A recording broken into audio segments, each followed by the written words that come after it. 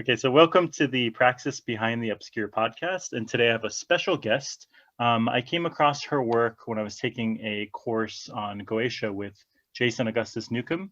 And I've noticed she was is the current host of the Thelema Now Podcast, which I really recommend checking out. A lot of good guests and a great interviewer. And so I figure I'd have Harper Feist on the podcast today. Can you give us a brief introduction and sort of how you initially got into the esoteric and the occult? Well, sure. Thanks for having me on the podcast, Ryan. This is going to be fun, I think. Mm-hmm. So I am, in the real world, a PhD scientist, a martial artist, a mother, actually. I keep orchids and carnivorous plants, and I drive a manual transmission. Harper Feist is a person. It's actually my sobriquet. Nobody knows the real me, or perhaps not. So, like I said, I'm a scientist. And how I got into the esoteric has a lot in relationship to why I got into science.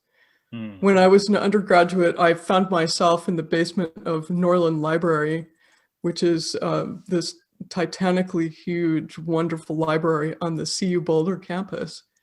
And I discovered the Lynn Thorndike series, Magic and Experimental Science and Magic, Experimental Magic, sorry. And it kind of changed my worldview. So here I am, I'm 19, and I stumble onto these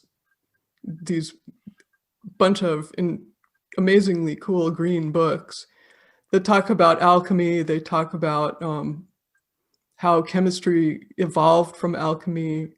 I guess that was a chief focus of mine at that time. So my first declared major was history, because I really wanted to study that. Over time, I actually became a chemist. I took thermodynamics, and the math is just so pretty. I stuck with it. But alchemy and kind of witchcrafty things, let's say, kind of all blended together with the science. And I will say that there were a couple people that I met about this time who introduced me to Aleister Crowley and Robert Anton Wilson and that sort of thing. And I went from, being a 19-year-old who was kind of stumbling through school and finding fascinating things to read that I couldn't really wrap my head around, to the person I am today, who is interested in ceremonial magic, magic of the late classical period, scrying, of course. I suppose we'll talk about that, and kind of related things. And I would say by now, my interest in the occult is eclipsing my science, actually. Okay, that's quite interesting. I'm curious because, as I mentioned, I came across your work through a course I was taking, and you're sort of well known for scrying. Was that something that you always felt a connection with, or you always felt it was sort of an innate ability, or is it something that you developed over time through your practice? That's actually a cool question. So I think my grip on reality is pretty solid in general. As a scientist, I'm pretty empirical, but a series of weird things had happened to me sort of as a teenager that made me curious as to sort of what else was out there, what we can't measure with our scientific equipment or our own sensor suite, our eyes, our nose, that sort of thing. And actually, this happened when I was still a professor in Colorado. A friend of mine who was a Mason came to me as sort of a witchy type person, and he said, "Hey, Harper, have you ever summoned a demon?" And I'm like, "No, but we should go do that because it sounds interesting. How does one go about summoning a demon?" And he introduced me to the notion of the Goetia, and he said, I need somebody to watch while I do this. And I agreed. And you'll see as I tell the story that this completely changed my life in all sorts of funny ways. So he tells me, okay, we're going to build all this stuff. We painted a 9-foot circle on a big piece of sailcloth. You know, we made robes, we bought swords, all the gear.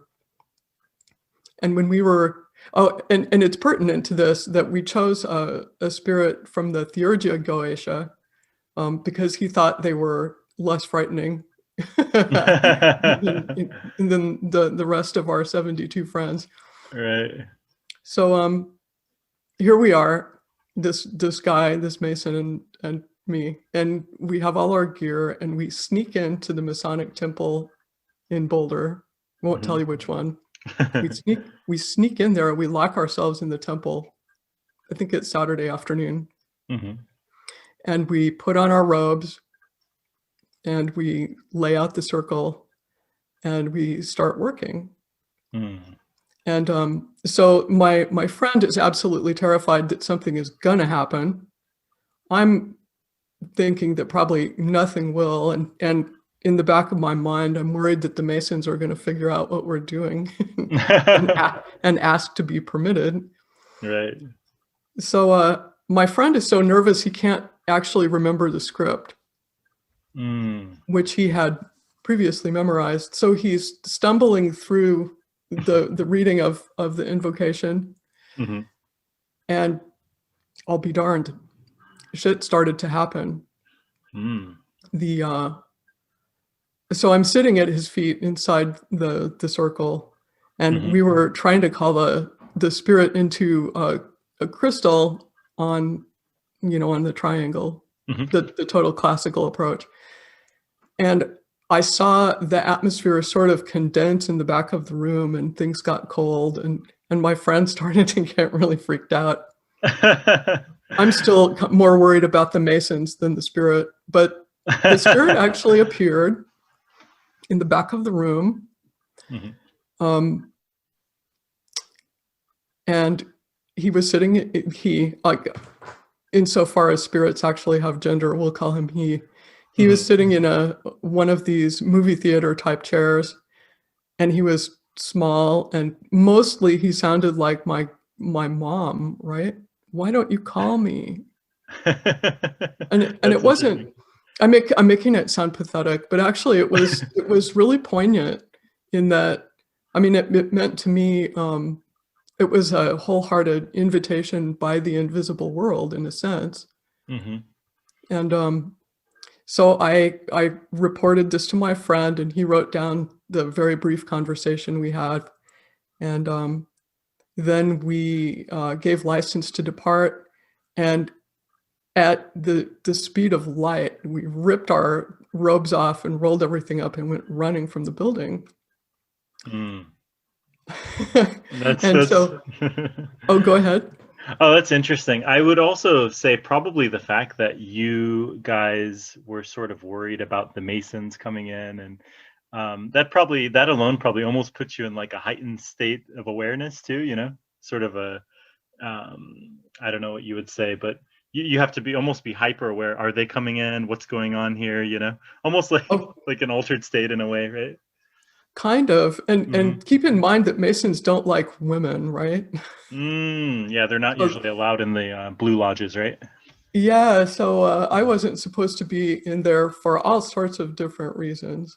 But the funny part of the story happens later, and that is that we performed this ritual on the eve of my departure to Florida. I was being relocated, and I didn't talk to my friend again for a month, and then he called and he said, "You won't believe it.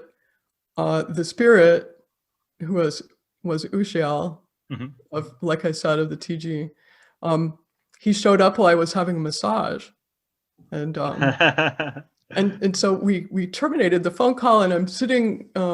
It's night. I'm sitting on my bed thinking, oh, holy holy crap, what did he forget to say in the ritual that led this to happen? And then I started to get a little bit worried about it. So I took the seal, which I had, and I put it in the thing that I had that was closest to a brass vessel, which happened to be a bright orange metal toolbox. So I trapped the spirit in there, and I didn't want to be too disrespectful, so I put a bunch of flowers on top. And then I went looking for somebody to help me figure out what the hell to do. And Frater Asan Chasan was a friend of mine from Colorado Springs, so I called him, and he turned me on to Rufus Opus, who eventually helped me get the spirit out of the toolbox. And the spirit is now actually a house spirit where I live. Oh, that's interesting. And that was your first actual experience scrying and sort of an invocation in general, right? Oh, yeah, and since then I realized, maybe in spite of my super linear, ordinary life, I seem to have I wouldn't even call it a skill, but maybe a predilection for doing this kind of work. And then I realized that the way I was doing it, these are skills that everybody has. So then I started talking to people in terms of in a more teaching capacity. Right. Well, you mentioned that it's a skill that everyone has, but definitely there are people who have a lot of trouble with this area, right? Like for me personally, I don't have any trouble. Like the first time I started scrying, I mean, I've always had somewhat of a visionary, I would say I've had a lot of visionary experiences in general. So it wasn't anything really new, so to speak. But for a lot of people, they have a lot of trouble. They have some blockages or what have you. So I'm kind of curious, like for people, do you think that everyone has the ability to scry, and what do you think is holding a lot of people back in general? What kind of tips would you give them? Oh, I suppose that let us invoke Robert Anton Wilson. So what our friend Robert would say is that we have programming that prohibits us from doing that adventure. Right? I mean, normal people, and I'm doing the finger motion here. Normal people don't talk about this kind of stuff, and in fact, normal people don't want to even admit that the choices they make are largely irrational.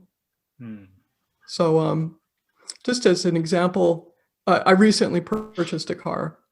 Some part of the choice of the car was rational, right? I did my homework on reliability and which year was the best, and all that kind of stuff. But what sold the car to me was it was fun.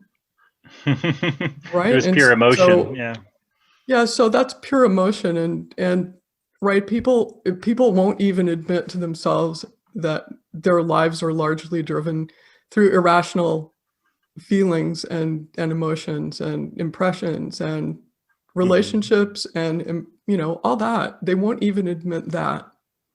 And that's so true. How much further do they need to go before they can say, I felt something weird when you said that? Or I mean, so people are in church, and there's all sorts of wild things that happen in churches. Sure. And people don't talk about that. So largely, to directly answer your question, I think people need permission to do that kind of exploration. Yeah, that's a good point. I mean, a lot of people, they don't, either it's sort of outside of their reality tunnel, or I mean, I could also see there'd be fear, like fear of the unknown or fear of allowing these experiences to happen, right? And so, sure. I mean, when you start talking to people about demons, they're terrified. Oh, for sure.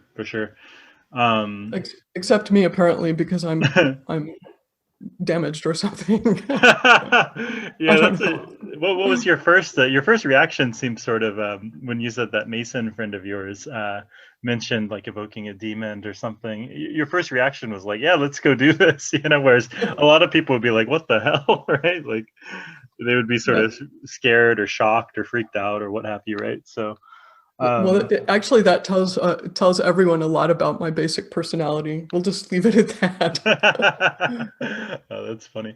Yeah, so you would say definitely the mindset and sort of mental blockages are definitely something that are holding people back from scrying, right? Hmm. Hmm. Yeah, and to kind of put the cherry on that sundae, Hmm. maybe we can even say that people, especially Christians, maybe especially evangelical Christians, they're told that this kind of activity is satanic and it's not to be done. Sure.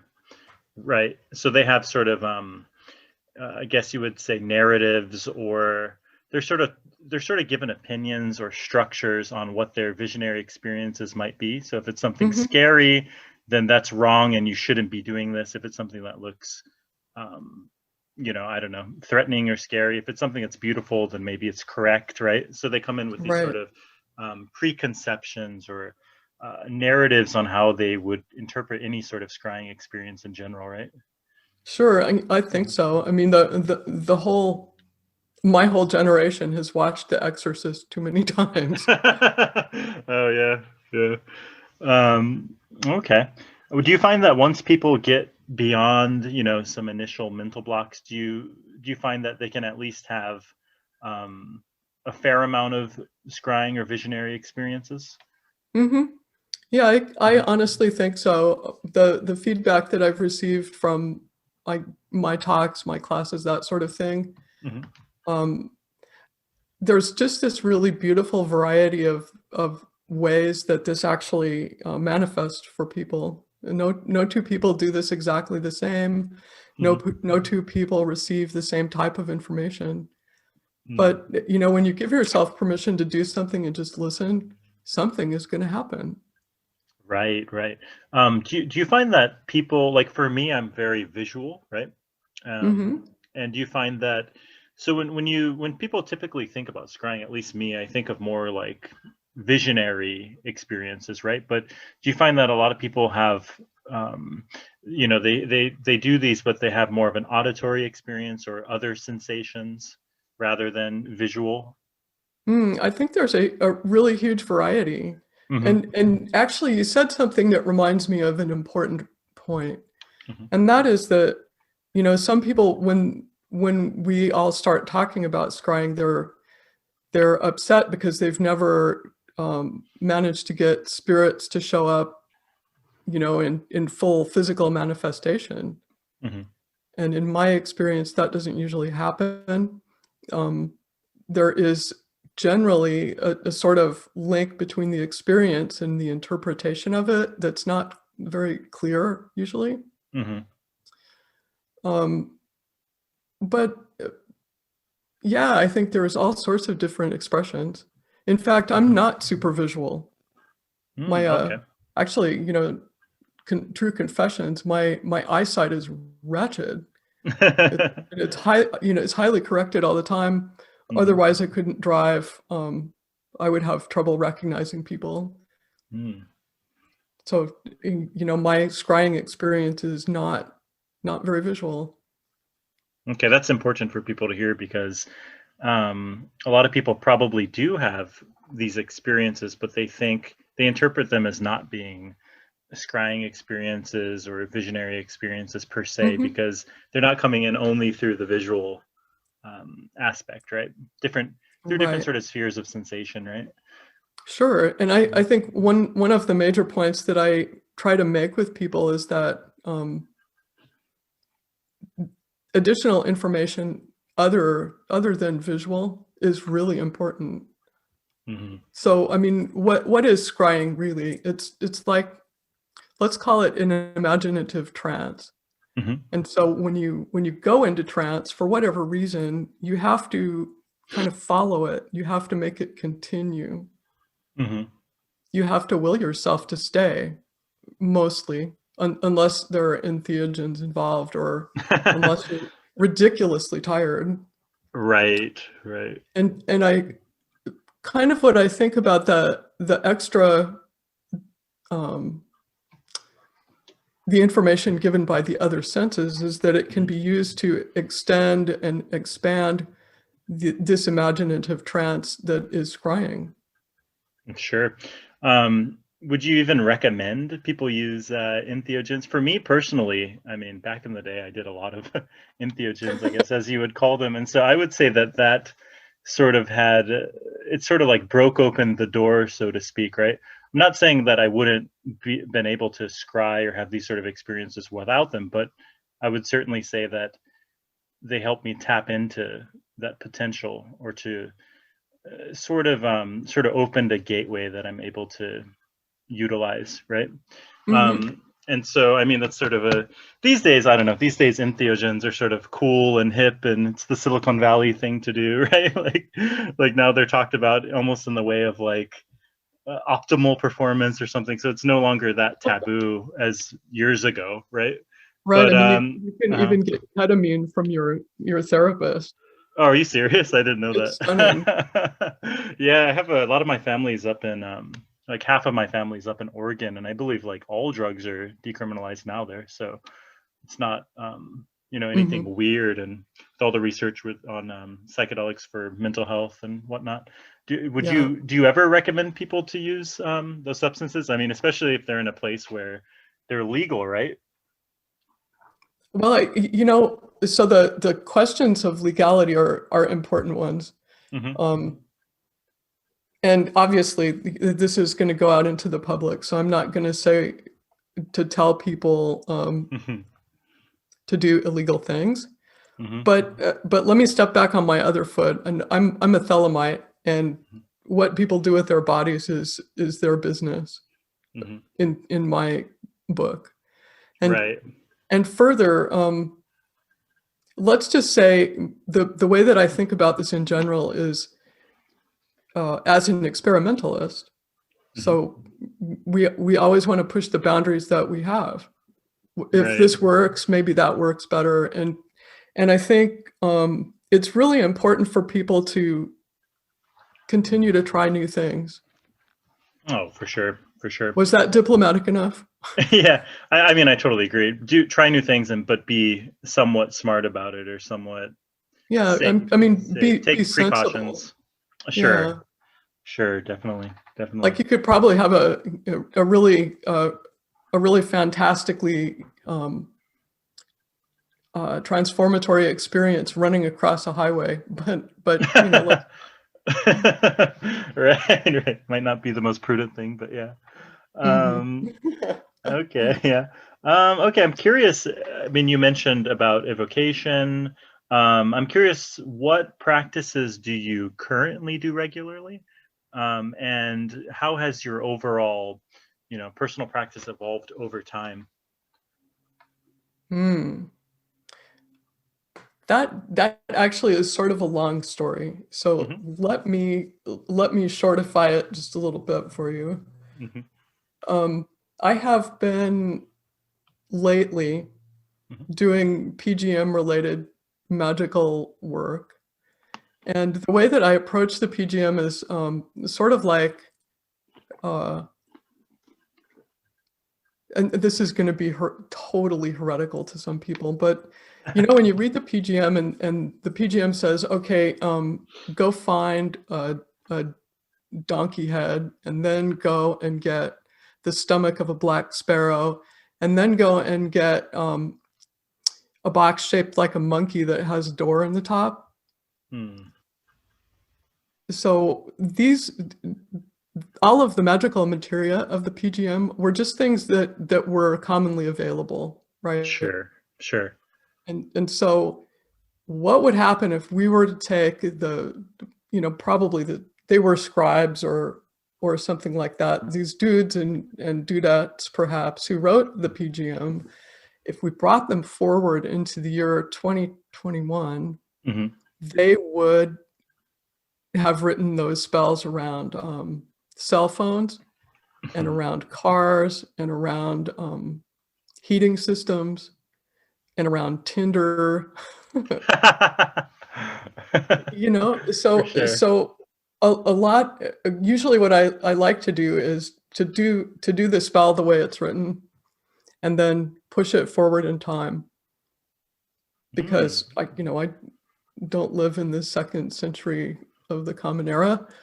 I live now, and all of the same sort of opportunistic magical materia that they used is the sort of metric equivalents are available now, and it behooves us as creative people and so-called magicians, sorcerers, witches, whatever we are, to push our practice forward.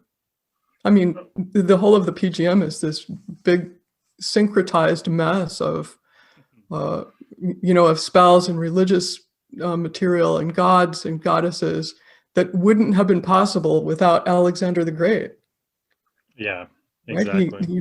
He created an empire that allowed people to talk to one another. It's not entirely dissimilar from the modern use of the internet, I would say. Yeah, I like that. I mean, it seems like a lot of people, not saying it's right or wrong, but they sort of want to go back, like the older the better, like sort of finding the oldest grimoire or the oldest book and the oldest way to do something. I'm not saying that's right or wrong, but I like that you're sort of approaching it from sort of a modern person standpoint, right? Like, what do we have in the modern world? And we're not living in, 3,000 years ago at this specific area, right? And so, right, and the PGM itself gives us permission to stick things, stick unlikely things together, to be creative, and to, like, as I was saying, experiment and see what works for you, and continue to innovate. Right, and adapt it to your own personal practice, right? Yeah, that's cool. I mean, that having been said, okay, so on your list of questions that you sent, it totally cracked me up that you asked me, what do I do daily? Yeah, right. Well, I meant like regularly, or it doesn't necessarily need to be daily, right? It could be, I mean, for example, a lot of people meditate daily or whatnot, but just on a regular basis. Yeah, and I wanted to address that and be really brutally honest. So for years and years, I had a meditative practice, and I did pranayama, and I did resh, even the midnight one, and I did that for years and years, and then I had a health crisis, and then my relationship got crazy, and then that relationship broke up. And so my practices nowadays are like stretching my hip flexors. Yeah, right. And I want to just, like, acknowledge in sort of a cheerful, helpful way that this whole pandemic thing has been hell for everyone's personal practice. If you have completely fallen off whatever wagon you're on, speaking to the listeners, good on you. We're all going to get back on the wagon, or our chariot, let's call it. But doing this kind of work is really hard if you're not in a stable place, or if your personal life or professional life has been radically overturned. Oh, for sure. I think that, yeah, it's interesting though. I think it could go both ways, right? Like, depending on these days with the pandemic, a lot of people are honestly thrown into chaos, right? But on the other hand, some people are sort of in another way though, some people are sort of forced to face themselves, because say they're in a country where they're locked down and they can't really go outside, and it's almost like it might have been the first time you're stuck home alone to face yourself, so to speak. Does that make sense? And so yeah. And so I think that in a way it could be a good time to sort of exercise the demon, so to speak, or to sort of develop a, some sort of practice that you can sort of ground yourself in, and that can be of value, that can help you to, stabilize yourself. That's For it. me, yeah, for me personally, like meditation is my main practice that I at least do consistently, and it's mostly just to feel um, sort of grounded and sort of emotionally stable and mentally stable. Mhm, Really, mhm. yeah, it's almost hygienic, I guess you would I say. think it's super helpful, and Hmm. that will be the thing that I add back quickly. I Hmm. mean, meditation is great for magical practice, but it also keeps your shit together just in general. Don't Hmm. you find? Yeah, definitely, definitely. It's I definitely notice the days that I don't meditate. There's certainly um, a little bit more reactivity or Mhm. irritability, and the days that I do start with meditation, wake up, start with meditation, I definitely feel a lot more centered, calm, less reactive, more Mhm. present, and it just adds, you know, it's just a better experience of the world, right? So, yeah, I guess I that's the best way to completely agree describe with it. that. Yes. Yeah, the world is a more, let's just put it this way, the world's a more pleasant place, right? Like, you don't open Facebook and get irritated and walk down the street and get pissed off at the next guy next to you, right? It's Right. more, you're just sort of calm and content with everything. At least that's my experience. I'm not saying that's going to be everyone. So yeah. 'Cause a lot of people meditate and they're like, oh, my brain, initially that's the first hump. Getting over the chatter, then just, Mhm, not mhm. saying that that will necessarily ever fully go away, but meditation isn't, it's sort of sold as this um blissful experience, which it certainly can be, but there are those moments and those periods initially and throughout your practice where it's just irritating almost while you're doing it, right? Right, I guess I would beg to differ and call it the anti-bliss. Because really you're forced to, and this actually kind of overlaps a little bit with scrying, because when you meditate like that, you're forced to recognize that your head, your mind Mhm, is this um it's a puppy that's not housebroken. And mhm, so it can be very charming, but other times it just yaps and yaps and yaps, and then it pees on your foot. So mhm. our minds are these rascally things, and when you scry, you have to try to make it be quiet because you're listening. Yeah, exactly. It's almost like becoming a vessel, emptying out and sort of letting an experience happen. Definitely think that's Exactly. the value of meditation, or even establishing some sort of regular practice that you do that sort of grounds you and focuses you, right? It's so true. I mean, it's Mhm. sort of the mental version of eating oatmeal for breakfast. It's just good for you. Yeah, that's a good way to put it. I was actually just recently in the United Arab Emirates, and I've been to Muslim countries before, but this is the first time I've seen this. So I was just walking down the street a few days ago, and I was actually passing Denny's, the good old American diner, right? American breakfast diner. No way, no way. Yeah, yeah. I was actually surprised at how much they had. Carl's Jr. or Hardee's, as they call it. They had everything there, Dairy Queen, all the American stuff, right? And Oh, so, that's so frightening. yeah, but it's all in Arabic too, so it looks kind of cool. You have all the like cursive looking writing or whatever. But anyways, Uh-huh. yeah, I was walking down the street, and I don't know if you've been to a Muslim country, but they have, you have all the mosques or masjids and the little minarets, and there's the call to prayer 5 times a day, right? And so, Sure. yeah, so I was just walking and hear the call to prayer, and this is the first time I've seen this where um, the people carry around these little, I guess it'd be like a mat or a rug, right? And literally in the middle of the street, I'm talking like the street, the sidewalk, the parking lot.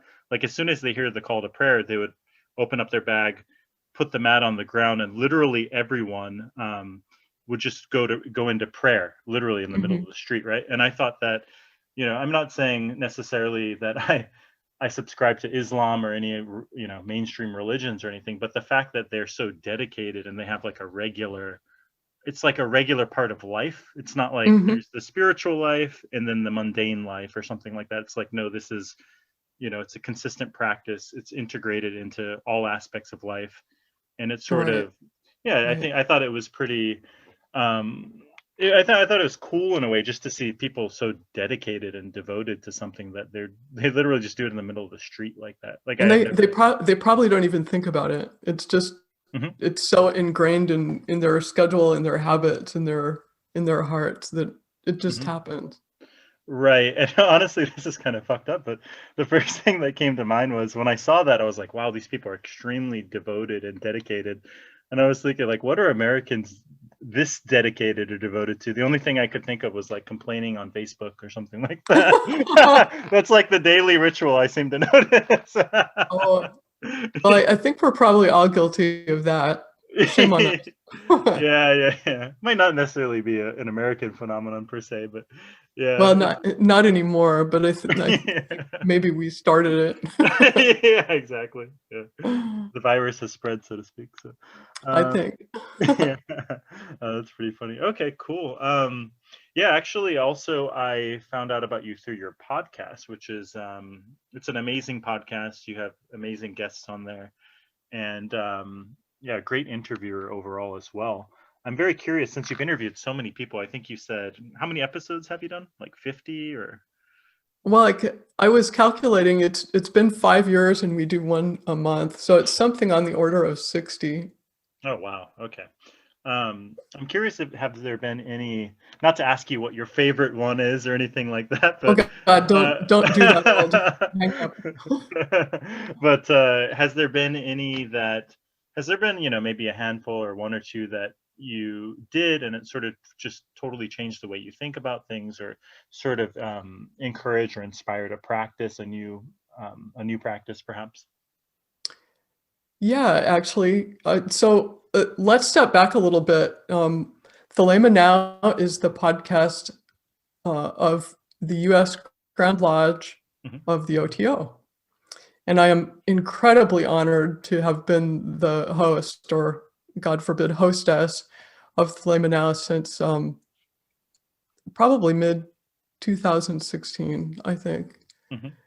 And the nominally, the people that we bring in to speak to us on the podcast have something to do with the occulture. So not usually directly related to Thelema or the OTO, Hmm. but something around the edges of the kind of esoteric community. Hmm. Um,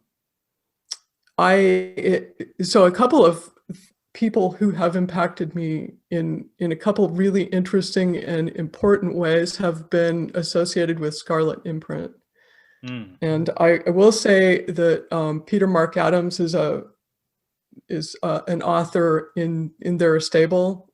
Hmm. Probably shouldn't say it that way, but I think they do. And he's an amazing person who combines historical fact and esoteric understanding and a little bit of conjecture about what they mean together. Hmm. And so I first interviewed him maybe in 2017 when he released Game of Saturn, Hmm. which is just an astonishingly cool book and card deck. Mm. Enjoyed that a lot, but more recently, I interviewed him on the occasion of the release of his book Misdai, which is more or less a study of a Roman villa and the paintings on the inside of this villa that actually show an initiatory process that's of course beautifully represented both in terms of artwork and described in his book. Mm. And at the end of our conversation, we just got to talking about doing history and the fact I was a scientist. And before you knew it, he invited me to help him think about an optical problem that was teasing him on a new work that he was doing on the Hagia Sophia. Mm. and I actually collaborated with him a little bit. It was an amazing honor. I think, the book is still in review. I'm not even sure if my little appendix will make it in there, but just having done that work was so amazing. So that's on the Hagia Sophia in Turkey. You're talking about just like the history of it, or what is that? Mm-hmm. Yeah, Oh, okay. so his Mm-hmm. proposition is that the structure of the thing Mm-hmm. has been heavily influenced by the sorts of practices that happen there. And I should leave it at that. My contribution was kind of how the lighting in the dome worked, because I Oh, cool. have done optics, and I enjoyed that just so profoundly. And working with him was such an honor, and kind of fertilized me to think about ways that I want the rest of my life to go. It was wholly transformative. Oh, that's amazing. I'm gonna have to look into. I've heard of him, but I'm gonna have to look into his work. I haven't read any of his work, and you mentioned that new book. I was actually at the Hagia Sophia about a year ago or so, and so I mean, it was just if you go there in person, it's just mind blowing. It blows you away. It was like the biggest building in the ancient world, I believe, and went through a bunch of transformations and whatnot. So yeah, I'd definitely be interested in checking out the new book. Do you know the timeline for that, or it's probably still? Mhm. I don't actually. It could happen yet this year, but I'm not privy to the details. Okay. Checking out any of his work is something I highly recommend. He's really an amazing author, an amazing historian, and the links that he forms between occult sorts of topics and history, they're quite profound. Okay, sounds interesting. Yeah, I remember I've seen some of his work just on the Scarlet Imprint website, and definitely have to. Living here, I live actually in South Korea, and so one thing about ordering books is number one, they take forever, and number two, you have the shipping fee, the international shipping fee. But if it's a good book, it's always worth it, right? So Right. Why is it you live there? You never told me. it's a long story, but I originally studied East Asian studies, and I learned I got fluent in Korean, and then I came for an exchange program, and then sort of just went from there, right? Like came here, and then after that, I never really, I go back and visit America, but I never really went back, so to speak. So, I mean, it's been a good decision, I think. I mean, I'm traveling the world, I speak other languages, and seeing how things are panning out in America these days, Korea is relatively safe, very little COVID cases. It was handled very well. The economy, we never had a shutdown or a lockdown. Yeah, and so it's let's just say I haven't really regretted the choice, looking how things have been playing out over the past several years. So yeah. Cool.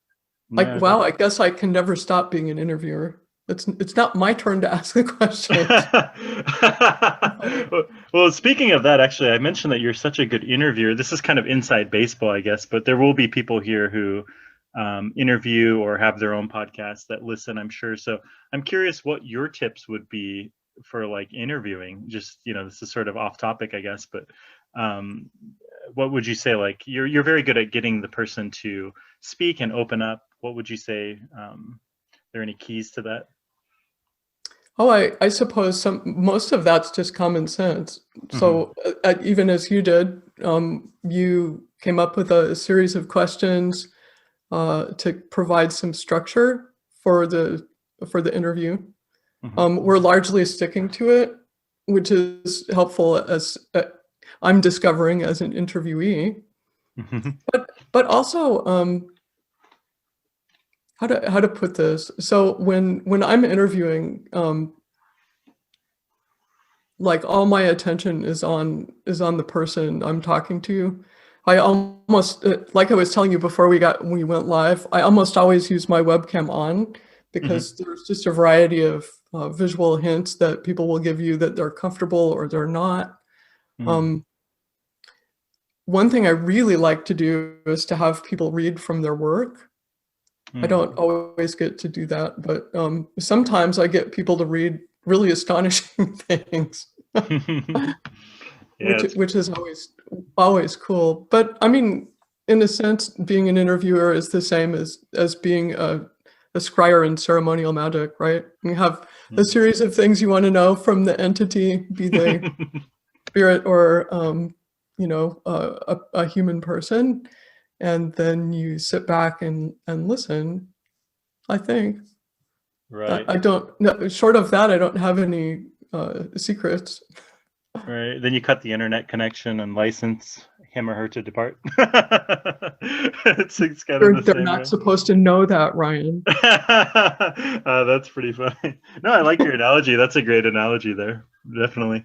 I actually I'm taking a course with Jack Grail on the Blackthorn School website, and I noticed that you have a course on scrying there. So I think it'd be a good chance to, as we've been mentioning scrying pretty much throughout this whole podcast, right? Maybe you can share a little bit about the course and what it includes and what kind of people would be best. Who is it sort of designed for? Well, first I should say how wonderful it is to work with Blackthorn. I really never envisioned myself doing this sort of thing, and the support of Kalan and Jack and Ash and others, just really nice, really important. The class was originally designed for people who had a modicum of magical experience. And I'll say more about that in a sec, but it's like, it's a series of 6 or 7 classes where I'm basically trying to convince people that they should doubt their senses and they should doubt the way that their minds work and substitute sort of broader reality for it. In the end, we do get to the scrying tips and tricks and all that, but really the important thing, like we said, half an hour ago, is presenting that person with permission to do this work, confidence that they can, and a fundamental curiosity about how they could do it. Now, to go back to the issue of having perhaps not seasoned practitioners, but at least folks who have thought about this sort of thing before, there's an aspect of this, and we talked about this too, that involves some fear. And I don't want people to get really fearful, and therefore I kind of lean on people's practice in warding and banishing and shielding and that kind of thing, because eventually, you're going to have to make that magic circle and stand in it. And you have to trust it, and you have to know how to drive it. And so brand new practitioners are people that I really keep my eye on in the class, just to make sure that not per se that they are safe, but that they feel safe. Does that make sense? No, that absolutely makes sense. And so, yeah, that's good. It's is it sort of an ongoing thing? Is it over the course of a month or two, or how is it sort of structured? Well, I'm in my second cohort of the class right now. Oh, cool. Okay. Yeah, and so it will finish up in 3 weeks, 3 or 4. It kind of depends. Toward the end, I tell stories, and we share a lot of material. But I plan to do it again. So those folks in the audience who have not yet delved into the scrying class, please come and look me up for the next cohort. I have no idea when it will start, but it won't be too long. Okay, cool. Yeah, I'm sure there would be a lot of people interested in that, especially, as I mentioned, a lot of people who have trouble scrying. Sounds like a perfect course for them, and to work. They can sort of ask you questions and interact with you, I'd imagine, right? Right, and I should say, thanks for asking that. I should say that a lot of it's done through Facebook. We have a private group. The folks in the class can ask questions and field their experiences and get feedback not only from me, but from each other. And this group in particular, we've developed a real sense of community. Extra proud to be involved with people of this caliber. That's excellent. Super active, super curious, super interested, just super, in short. Yeah, that's cool. Good to have a community, and I'm sure other practitioners bring things to the table and different practices, perspectives that can all sort of help each other out, right? Oh, absolutely. As much as my students learn, I'm sure I learn more, but don't tell them that. Right. What's the saying? The teacher learns more than the student, or something. There's an old saying like that somewhere, but I do find that to be true. Yeah. Sure. Yeah. Okay, cool. Are there any other, like, so you mentioned people can find that course on, is it blackthornschool.com? Is that correct? The blackthornschool.com. Okay. And then Thelema Now is I think thelemanow.net. But I'll tell you what, if we can post those two internet sites along with the interview, that would be cool. Oh, most definitely. Definitely. Is there any other way, or any other websites, or any other way that people can reach out to you? Well, people can friend me on Facebook. I think I'm the only Harper Feist in the universe so far. Okay. And then